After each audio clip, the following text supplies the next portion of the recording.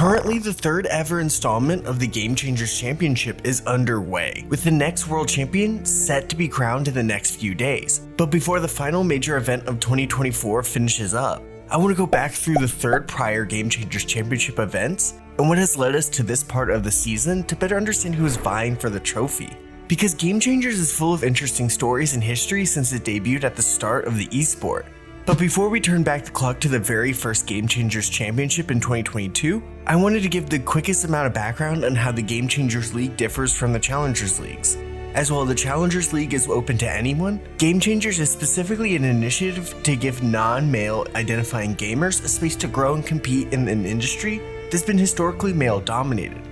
It's not a women's league, but rather for people that don't identify with the traditional male identity. So don't be weird in the comments. At the end of the day, we still get to see world-class Valorant, which has been in the pro Valorant world's attention since 2022. After the VCT Champions Tournament that saw Loud lift the final pre-franchising world championship, we then shifted our focus to Berlin with the inaugural Game Changers Championship. Like every Game Changers Championship so far, the format was double elimination playoff style, with no group stages or Swiss stages, really making each match from the very beginning important. For the first event, 8 spots were up for qualification, with NA and EMEA given 2 spots each. One for the team who won the final Challengers-like event of the regional season, and then whoever topped the circuit points. Kind of like what VCT does for champions, albeit with fewer teams. On the NA side, it was pretty clear all season long who the top 2 teams were in the region, as Cloud9 White were viewed as the early sentinels of the scene after winning all 3 regional tournaments, with no one really being able to match up to the likes of now superstar players Mel, Alexis, and Bob, leading the way for a juggernaut as they rolled through the second-ranked team in NA, leaving Shopify Rebellion to easily qualify on circuit points, as while they were living in Cloud9's shadow regionally, they were another favorite to win it all still, as they had their own star players in duelist Sonder and a great Sentinel player in Flowerful, all under the care of veteran FPS player Benita, who had been playing competitive since CSGO 1.6. So they were definitely a threat in the event. In the EMEA, it wasn't as smooth as the favorites G2 Gozen were actually upset in the grand finals, with Guild winning the final 2 maps to clinch their spot in Champions, while G2 Gozen was lucky enough to have been the powerhouse all year and qualify with circuit points. For Guild, while they were able to upset G2, they weren't viewed in as of high regard since they only started heating up at the right time to make it this far rather than a consistent season like the other teams above them in the circuit points did. They do have a few key players we'll see in later champions, as Turkish players Ness and Smurfette currently compete with Giant X and Roxy, who is a solid Sentinels player for Carmine Corp GC. They were able to upset G2 Gozen, who were the region's best hope in clinching the championship in their home event. Under the leadership of Mimi, they've become a well-rounded team with more experienced talent like Juliana and Petra, along with young prodigies like Mary, to give them a solid grasp on the league the entire season. With the final match of the regular season being a wake-up call that they still need to focus if they want to succeed in taking home the trophy. Because there's a lot more questions about the final for other teams going into the event, as they had a little different way to champions, as there was only 1 spot for each remaining region, as East Asia had so many teams compete through the grueling qualifying events to even make it to the final regional event, with Japan's Fennel GC coming out on top, winning 2 straight overtime maps to qualify for champions, with both their Duelist Player Festival and Sentinels player Suzu looking world class. Apex's X10 Sapphire, who had to fight through 2 narrow victories against Alter Ego Celeste to make it. To even get to the final APAC event, they needed to qualify through the last chance event, which they were able to pull off thanks to great play by Jenny and Polly, then went undefeated to qualify. In Brazil, the gold standard had already become Team Liquid Brazil, with legends Daiki and Bastarda giving them the easy lead in the regional circuit points, with it not even being close.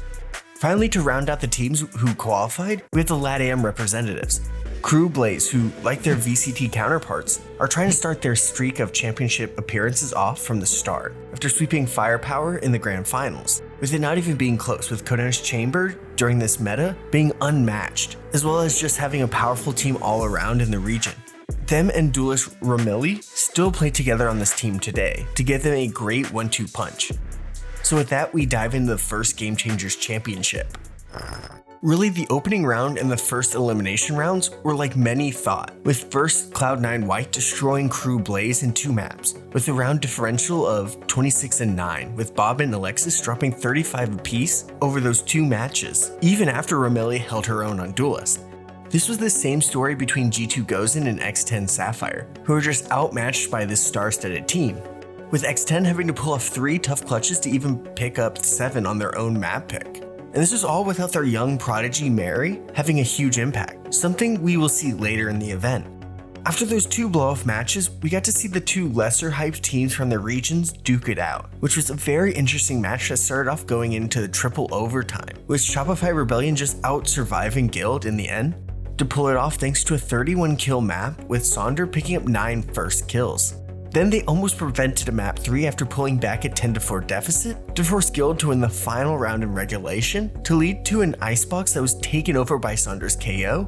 and a 13-4 win to give NA a 2-0 record so far in the event. In the final matchup of the opening round, we got the Hope of Japan to take on Team Liquid Brazil, which didn't look like a favorable matchup for Fennel, especially after they were taken apart on Ascent. But they were able to counter back off of the 2-headed dragon of Suzu and Festival, with Festival challenging some of Laz on Chamber to put Liquid in an uncomfortable spot already in a deciding map. Then Fennel came out on Breeze with an interesting double Duelist comp, especially with them starting on the attack. But they were unable to get enough attacking rounds to make this risk worth it, as they ended up struggling to effectively defend and pick up enough info to win the final few defending rounds to let the upset slip through their grasp, leading us to the first wave of eliminations.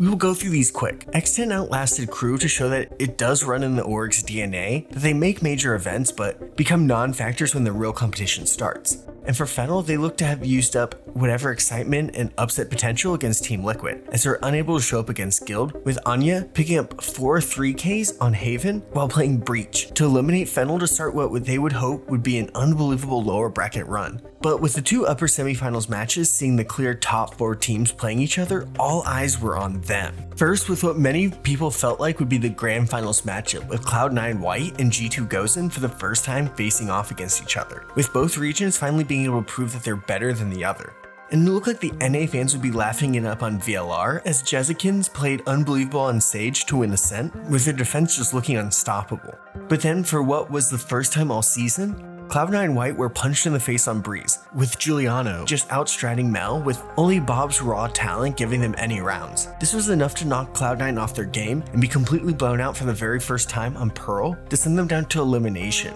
with such a long road for them to even make it to the grand finals, a place they were already envisioning themselves at after such a dominant season. The issues only continued for NA as Shopify couldn't defeat Team Liquid after winning Fracture, with Sonder going 6-0 on first kills to give them the edge. They were almost able to sweep, going up 12-10 on Bind before Team Liquid won the final 4 rounds to force a map 3. And like C9, they were shaken enough to be unable to come back after going down an icebox, being sent down to elimination with now at most 1 NA team even making the podium. And that's assuming they both don't get upset by X10 and Guild, who both sensed some weakness in the teams after their inability to close out the matches. Though neither team was able to test them, as they both were swept, with Cloud9 having 0 issue, while Shopify had to redeem themselves coming back from a 9-3 deficit to win Haven in overtime, and eliminate X10 on Pearl to set up the final matchup of NA in this chaotic Game Changer season, with a top 3 finish on the line.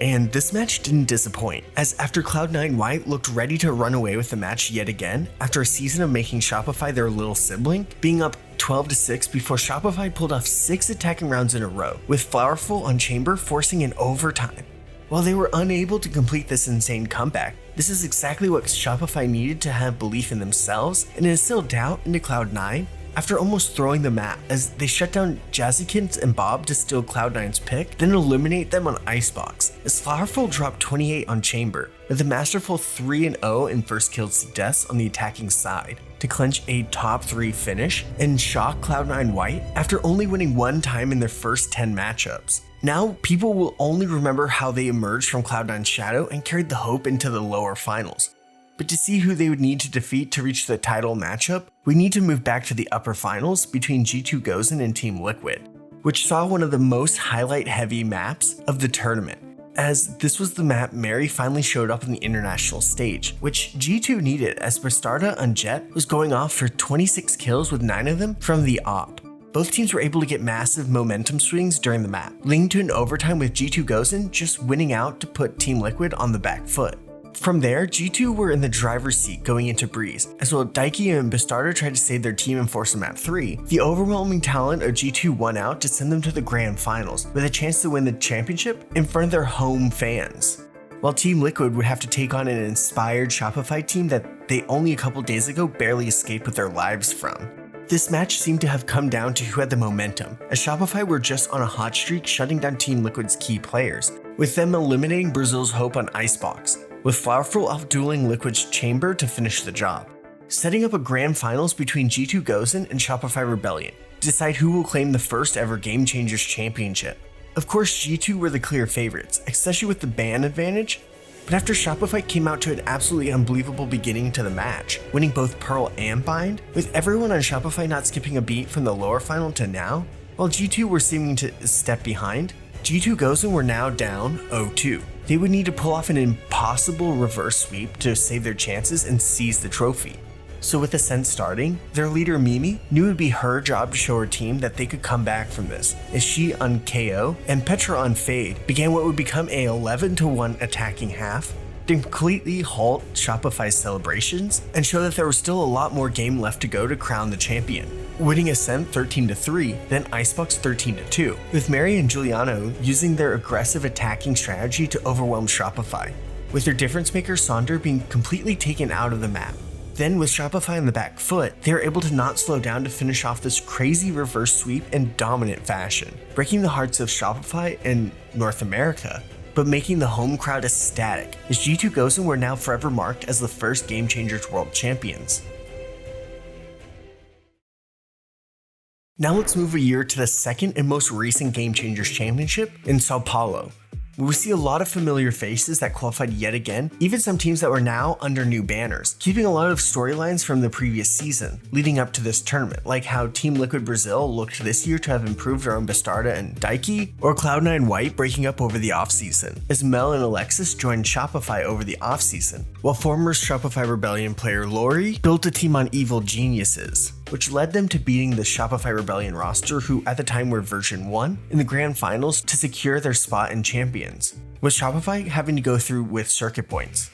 G2 Gozen returned to defend their crown, but didn't look as cohesive and deadly in closing out matches as last year, after losing a few of their players, with the most notable change being Mary leaving the team to focus on school, with most of the rest of the team continuing this year together. But this change was enough for G2 to not finish as well in the final regional event of the year, finishing in 4th, while BBL Queens rolled throughout the competition. Under Felipa's leadership as their duelists, Alkia and controller Vanya looked like world-class players, securing the first spot for EMEA, while G2 Gozen had to rely on circuit points to be able to defend their trophy. So there were a lot of questions about how well Europe would perform this year. Crew Blazin once again made an international appearance, now going 2 for 2 with pretty much the same roster from last year. But in Asia, we were given 2 new faces. First with Team SMG from Singapore, who were able to not drop a single map in the playoffs to secure their spot, with them having 3 of the top 7 players from APAC. While in East Asia, we're beginning to see our first Chinese organization in Champions, after EDG were able to upset Zeta Division to fill out the 8 teams going into the second ever Game Changers Championship in Brazil.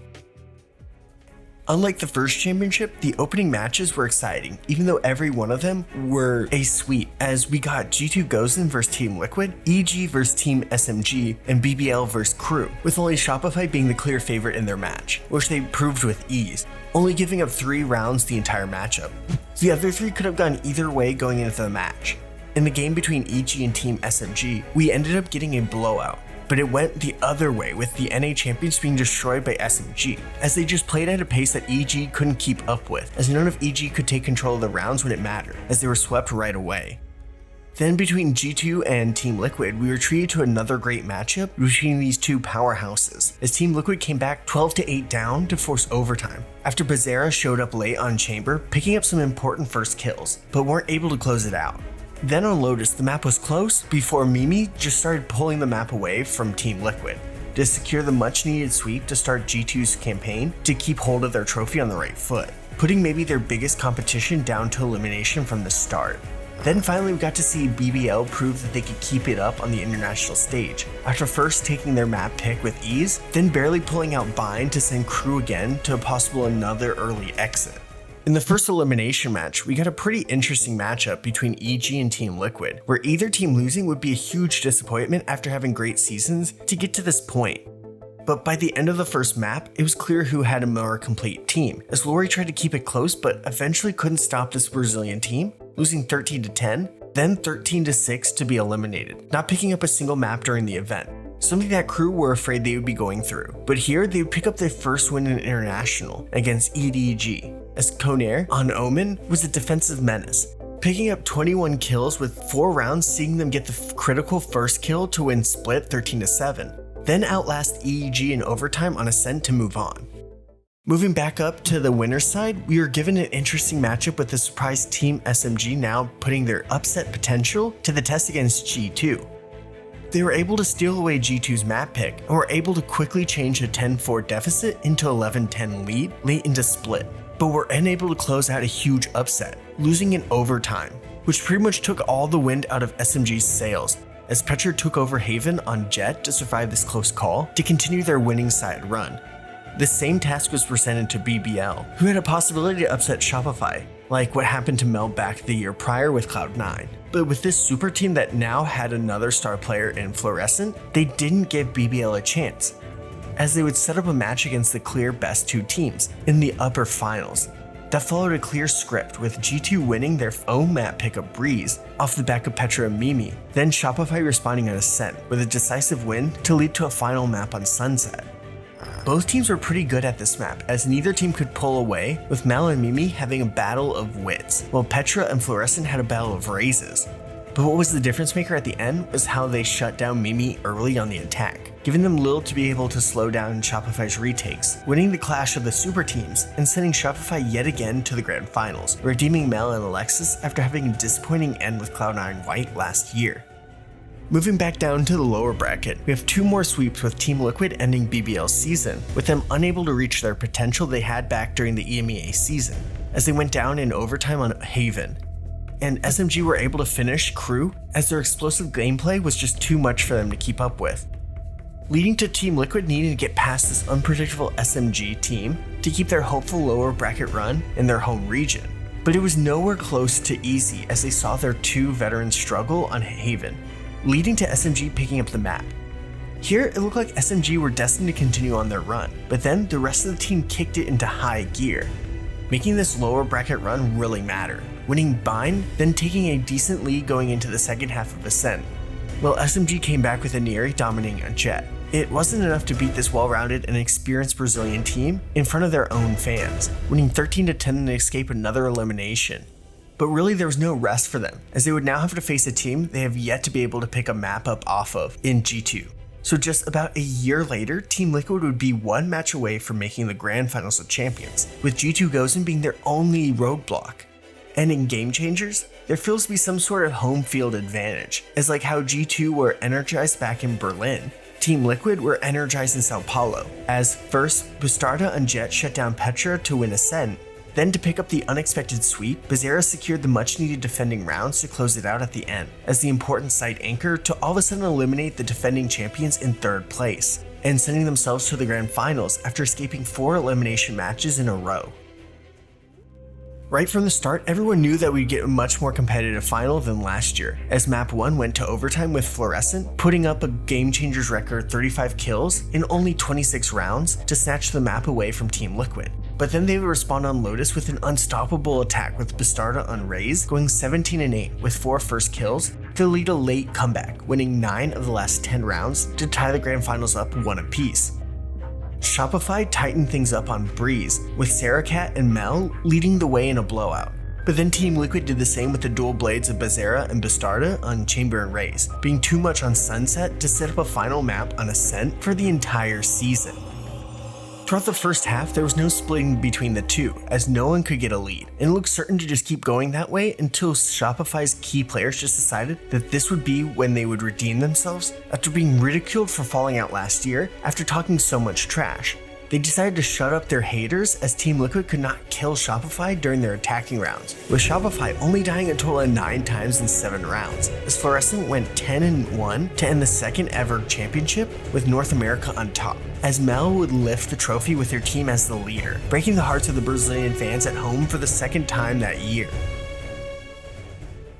Now we're at the current Game Changers Championship, which is back in Berlin. And while I'm writing this event's still going on, so I'll just focus on who's competing this year, as there are a fair few familiar faces. With the tournament opening up a bit from 8 to 10 teams, there have been more chances for new faces to take center stage and make a name for themselves. First, let's get to the ones we recognize. Shopify is back to try and repeat with the same team from last year, the only team ever to compete in a Champions event with the same roster that won it the year prior. The other team representing NA is FlyQuest Red, which contains a few players we recognize from the prior champions, with Starbound and Thea joining from the EG team from last year, as well as Sonder from the 2022 Shopify Rebellion team. Crew Blaze have continued their streak yet again to keep Crew as a permanent fixture as champions, no matter if it's VCT or Game Changers. In the EMEA, they were given a third spot in the tournament, with G2 Gozen qualifying through their victory in Stage 3, as Mimi and Petra remain on the team, but now have picked up BBL Queen's star player Vinya to make sure that they can try and redeem themselves from last year's third place finish. The rest of the top Turkish players from BBL Queens ended up on Giants X, who finished with the most circuit points, with Team Falcons Vega rounding out the EMEA representatives, as they were able to sneak in thanks to the return of Mary to Pro Valorant. She's also supported by initiator player Ava, who competed with BBL Queens last year. The Pacific also got 2 clear spots, with Zeta Division making it along with Zepto eSports, who is actually just Team SMG from last year, so they have some real chance to make some noise. The 2 main new faces this year are the Brazilian and Chinese representatives, as MIBR GC upset the Pride of Brazil in Team Liquid in the Grand Finals to make it the champions. These players are all playing in their first international, giving the region a lot more exposure and experience to top talent after Team Liquid took up that spot for the past 2 years. The Chinese representative actually have 2 players that are familiar as X10 players Muffin and Jinny, who joined the team together, giving the roster the boost they needed to overcome the other powerhouses of the region like Trace and Nova, to give China a solid representative and give the region hope that they can continue their success from the VCT into GC this year. If you haven't been watching this year's Game Changers Championship, then I would suggest watching the remaining matches, as there are truly some great moments and storylines that have been so much fun to watch unfold. This is the last major event of the 2024 season, so you won't want to miss out. Just like you shouldn't miss out on becoming a member today, where you'll be given the ability to influence the videos I make, as you'll be giving access to members-only Discord, where you'll be given a behind-the-scenes view as I throw around upcoming video ideas, rough cuts of new videos as they're getting worked on. I will also give my members the ability to influence one of my videos a month through a members-only poll. So literally, if you're one of my few major diehard fans, this is a major influence on multiple days of my life for the cost of a cheap burger once a month. So please consider supporting, as I have a lower tier that just provides you the ability to watch videos early, as well as the same sub badges as the main level, just without the direct access to me. So if you're able to, it'd greatly help ensure I can continue placing a lot of focus on this channel. Either way, subscribing helps the channel out more than you know.